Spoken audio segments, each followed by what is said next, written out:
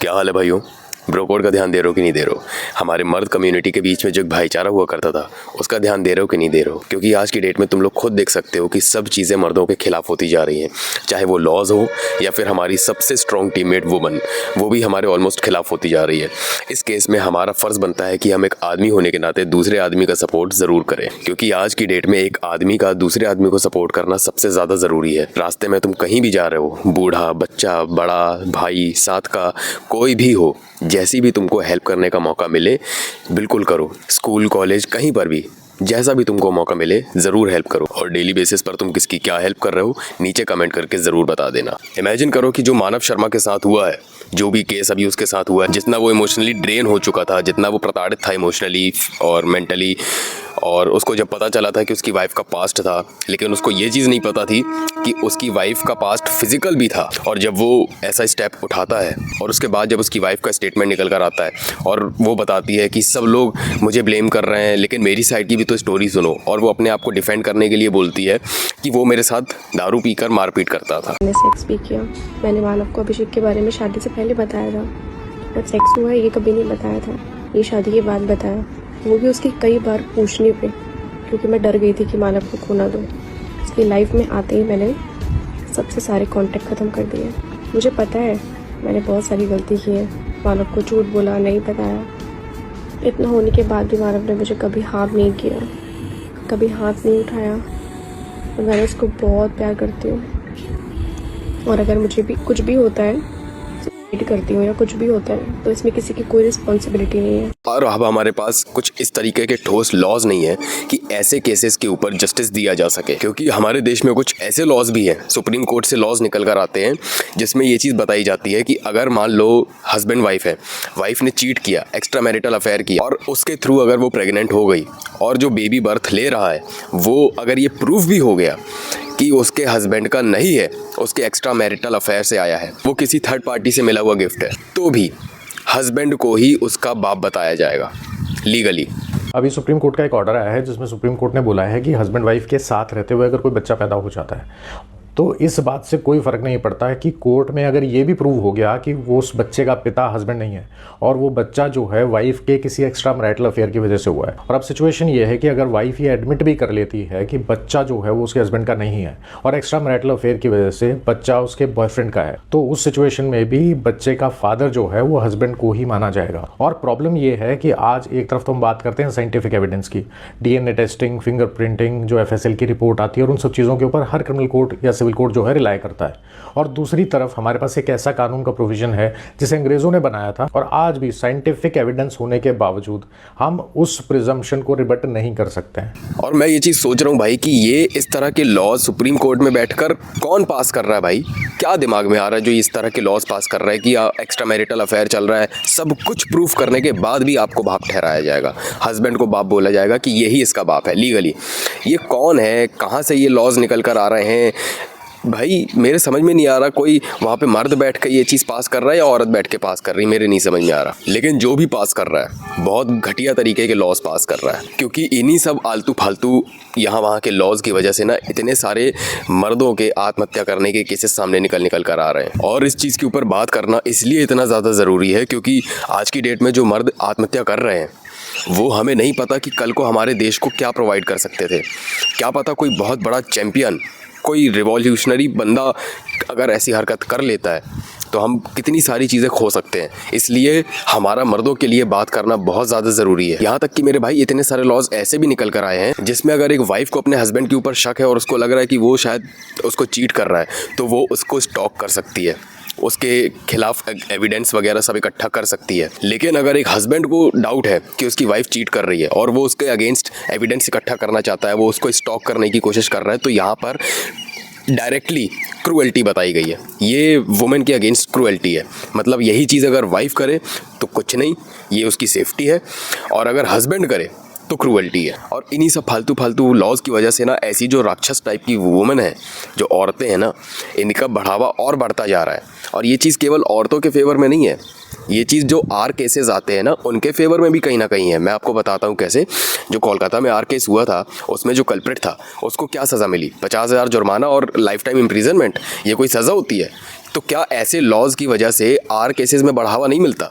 अगर हम ये चीज़ कहते हैं कि ये फालतू लॉज की वजह से ऐसी डायन टाइप की वुमेन को बढ़ावा मिल रहा है, तो क्या ऐसे लॉज की वजह से आर टाइप के केसेस को बढ़ावा नहीं मिलता?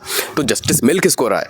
इक्वालिटी इक्वालिटी का नारा करते करते रह गए हम लोग, और जुडिशरी सिस्टम ने बोला ये लो, ये चाहिए तो ले लो भाई, जस्टिस तो नहीं मिलेगा ना औरत को ना मर्द को। इक्वालिटी यहाँ पे बिल्कुल बराबर में चल रही है, ना औरत को जस्टिस मिल रहा है ना मर्द को जस्टिस मिल रहा है। केवल हो रहा तो मजाक हो रहा है, चाहे वो औरत हो चाहे वो मर्द हो, दोनों के साथ ही। खैर, अब इस चीज़ का सॉल्यूशन क्या है? सॉल्यूशन एक ही है कि इस बार वोटिंग आएगी ना, रिलीजन के ऊपर वोट बहुत दे दिए, बहुत हिसाब किताब सरकार ने हमसे मांग लिया कि टैक्स भरो, हमारे हिसाब से चलो, ये करो वो करो। अब नहीं, अब जनता के हिसाब से सरकार चलनी चाहिए।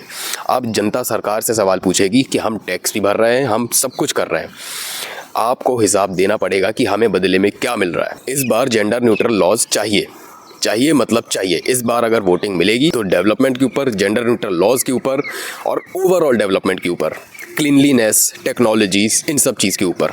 क्योंकि जब तक हम अपने अधिकारों के लिए वोट नहीं देंगे भाई, हमारा देश बर्बाद हो जाएगा।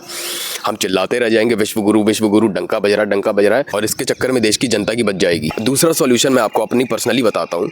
अगर आप में से कोई भी बंदा ऐसा है जिसकी फ्यूचर में शादी होने वाली है, या फिर अभी मान लो आसपास में आने वाले ईयर्स में कभी शादी होने वाली है, तो आप ये करो कि शादी करने से पहले थोड़ा सा टाइम लो। जहाँ शादी में इतना खर्चा करोगे ना, थोड़ा सा डिटेक्टिव के ऊपर खर्च करो और पास्ट निकलवा लो। प्लीज़ निकाल लो एक बार पास्ट, चाहे वो लड़की हो चाहे वो लड़का हो। लेकिन ये चैनल मर्दों के लिए बनाया है, तो मैं मर्दों को ये चीज़ समझा रहा हूँ। लड़कियों को समझाने के लिए उनके चैनल बने रखे हुए, नहीं बने तो बना लेना।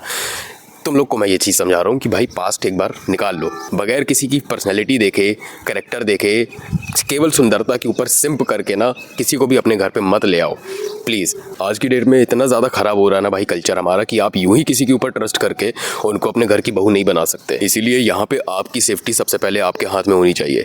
आपको ये चीज़ देखनी पड़ेगी कि आप जिसको घर पे लेकर आ रहे हो उसका कैरेक्टर क्या है, उसने लाइफ में क्या किया है, उसकी पर्सनैलिटी क्या है, उसका लाइफ को देखने का नज़रिया क्या है, उसका रिलेशनशिप्स को देखने का नज़रिया क्या है, क्या उसके अंदर फेमिनिन एनर्जी है या नहीं है, या वो फेमिनिस्ट टाइप की तो नहीं है। मैंने बार बार अपनी वीडियोज़ में ये चीज़ बोली है, फिर से एक चीज़ बोल देता हूँ, फेमिनिस्टों को अवॉइड करो, फेमिनिन को अटेंशन दो, फेमिनिन लड़कियों को अपना अटेंशन देना चालू करो, फेमिनिस्ट टाइप की लड़कियों को अवॉइड करो, जो ये कंपटीशन करने की कोशिश करती है ना अपने हस्बैंड के साथ।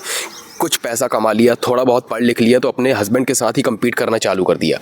ऐसी लड़कियों से बिल्कुल दूर रहो। ऐसी नार्सिसिस्टिक लड़कियों से भाई नहीं चाहिए, बिल्कुल नहीं चाहिए। ऐसी लड़कियां ना अपने घर वालों को ठीक से संभाल पाती है ना आपके संभाल पाएंगी। इसीलिए उन लड़कियों के लिए अच्छा पार्टनर बनो और उनको अपना पार्टनर बनाओ जिन लड़कियों को तुम्हारी ज़रूरत है और जिसकी तुम्हें ज़रूरत है। क्योंकि एक दूसरे को जब एक दूसरे की ज़रूरत होगी ना, तभी रिलेशनशिप वहाँ पर कंप्लीट होगा। दूसरी चीज़ भाई, मैस्कुलिनिटी के बारे में थोड़ा सा सीखो, अपने रिलीजन से कनेक्ट हो, ऐसी बुक्स पढ़ो जो थोड़ी सी मैस्कुलिन एनर्जी देते हो। जैसे मैं एक बुक रेकमेंड करता हूँ। सबसे पहले तो अगर आप हिंदू रिलीजन से हो तो भाई भगवद गीता, महाभारत, ये सब चीज़ें भाई बहुत अच्छे तरीके से आपको मैस्कुलिनिटी सिखा सकते हैं। लेकिन फिर भी अगर इसके आगे आप जाकर किसी बुक वगैरह को पढ़ना चाहते हो तो मैं आपको एक बुक सजेस्ट कर देता हूँ, the way of the superior man. ये बुक पढ़ो, आपको मैस्कुलिनिटी के बहुत सारे एग्जांपल्स देखने को मिलेंगे और बहुत सारे लेसन्स भी सीखने को मिलेंगे। आप इसको पढ़ो, धीरे धीरे एक एक करके ना चीज़ों को अपनी लाइफ में एंटर करवाओ। मैस्कुलिन होने का फिर से मतलब बता देता हूँ। मैस्कुलिन होने का मतलब ये नहीं होता कि आप डोमिनेंट हो, आप डिसाइसिव होने चाहिए। डिसाइसिव मतलब होने का कि आपको डिसीजन मेकिंग आती है और आपको इस चीज़ पे भरोसा है कि आप जो डिसीजंस ले रहे हो वो आपके और आपकी फैमिली के लिए सही है। उसको डिसाइसिवनेस कहते हैं। आप डोलते मटोलते नहीं हो कि बिन पैंदे की लोटे की तरह कभी यहाँ कभी वहाँ, उस तरह का आपको बनना पड़ेगा। क्योंकि मैस्कुलिन ही फेमिनिन को अट्रैक्ट करती है, सिंप फेमिनिस्ट को अट्रैक्ट करते हैं। ये चीज़ याद रखना, जितने भी सिंप लड़के हैं ना वो फेमिनिस्ट टाइप की लड़कियों की तरफ अट्रैक्ट होते हैं और जितने भी मैस्कुलिन लड़के हैं वो फेमिनिन लड़कियों की तरफ अट्रैक्ट होते हैं। और एक चीज़ और बता देता हूँ, फेमिनिस्ट जो लड़कियाँ होती हैं ना जिनके अंदर मैस्कुलिन एनर्जी ज़्यादा होती है, जो बहुत ज़्यादा नार्सिसिस्ट टाइप की होती है, वो ऐसे सिंप लड़कों को ही अपनी तरफ अट्रैक्ट करती हैं। क्योंकि उनको ये चीज़ पता होती है कि ये सिंप मेरे हिसाब से चलेगा, क्योंकि ये मेरी खूबसूरती देख के वैसे ही पागल है, तो इसको मैं अपने हिसाब से कंट्रोल कर सकती हूँ। और बाद में उसी के साथ गलत होता है, उसी का कटता है बाद में। अब ये चीज़ मैं ऐसा नहीं बोल रहा हूँ कि ये यूनिवर्सल फैक्ट है, लेकिन मैं ये चीज़ अपने पर्सनल एक्सपीरियंस पे बता रहा हूँ। मैं रायपुर में रह चुका हूँ, रायपुर की मैंने बहुत सारी लड़कियों को देखा है। मेट्रो सिटीज़ में मैं रह चुका हूँ, मेट्रो सिटीज़ की लड़कियों को जानता हूँ, जितनी भी फेमिनिस्ट टाइप की है ना, उनका बिहेवियर मैंने देखा है, उनकी साइकोलॉजी को मैंने देखा है कि वो किस तरीके से किसके साथ पेश आती है। उनके सामने कोई बहुत ज़्यादा डोमिनेंट होगा ना तो वो उनको ईगोइस्टिक लगेगा, उनको वो टॉक्सिक लगेगा, लेकिन अट्रैक्ट भी उन्हीं की तरफ होंगी। और जो कोई सिंप टाइप का होगा ना वो उनको अपने झांसे में लेकर अपना कुत्ता पिल्ला बनाकर रख लेती हैं कि ये मेरा ईगो बूस्ट करता रहेगा बीच बीच में। इसीलिए भाई सिंप मत बनो, मैस्कुलिन बनो, अपनी वर्थ को समझो, अपनी पर्सनैलिटी को बनाओ, अपनी वैल्यू को समझो कि तुम्हें क्या चाहिए, तुम क्या हो, अपनी औकात को पहचानो मेरे भाई। इतने हल्के नहीं हो, तुम्हारी औकात बहुत बड़ी है। एक मर्द चीज़ें क्रिएट करता है तो तुम मेरे भाई एक क्रिएटर हो। एक मर्द लीड करता है भाई टीम को तो तुम मेरे भाई एक लीडर हो। तो उस तरह से ना मेरे भाई एक्ट भी करो। खैर, ये सवाल तो हम उठाते रहेंगे कि हमें जस्टिस कब मिलेगा, हमें भी और औरतों को भी। जिनके साथ आर केसेस होते हैं उनको भी जस्टिस कब मिलेगा, और जिनके साथ ये मानव शर्मा और अतुल सुभाष और पुनीत खुराना जैसे लाखों मर्द हैं उनके साथ जो ये कोई केसेस होते हैं उनको कैसे मिलेगा और कब मिलेगा। क्योंकि हम अपने देश की इतनी बड़ी कीमत नहीं चुका सकते।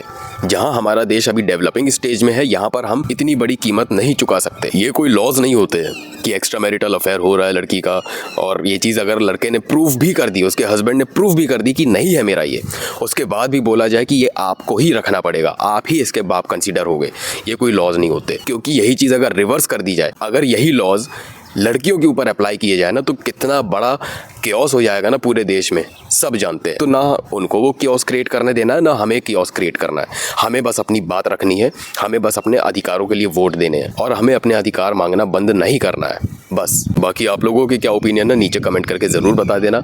वीडियो कैसी लगी वो भी कमेंट करके बता देना, और नहीं पसंद आई हो या पसंद आई हो कोई दिक्कत नहीं, मैं और ज़्यादा इंप्रूव करूँगा अपने कंटेंट को। आप बस वीडियो को शेयर कर देना, क्योंकि मैसेज पहुँचना बहुत ज़रूरी है। इसके साथ ही अगर चैनल पर नए आए थे तो चैनल को सब्सक्राइब कर लेना, और मेरी रायपुर वाली जर्नी पूरी जानना चाहते हो तो प्लीज़ फटाफट सब्सक्राइब करके मुझे 50,000 सब्सक्राइबर तक पहुँचा दो।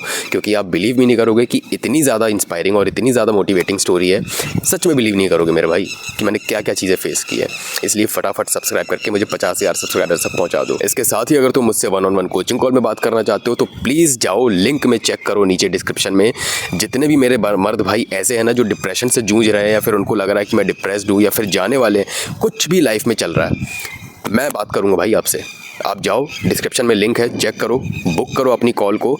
मैं आपको इमोशनली जितना हो सकेगा उतना सपोर्ट करूंगा। इसके साथ ही अगर तुमने मुझे अभी तक इंस्टाग्राम पर फॉलो नहीं किया है तो जाओ फॉलो करो। ऐसा ही बढ़िया बढ़िया कंटेंट मैं वहां पर भी डालता रहता हूं। मैं मिलूंगा आपको नेक्स्ट वीडियो में। टिल देन मचाते रहो। खुद पे यकीन तो आसमां भी झुक जाएगा, तेरी मेहनत का जादू चमत्कार कर जाएगा। हौसले की कहानी तू खुद लिख जाएगा, खुद पे यकीन तो आसमां भी झुक जाएगा।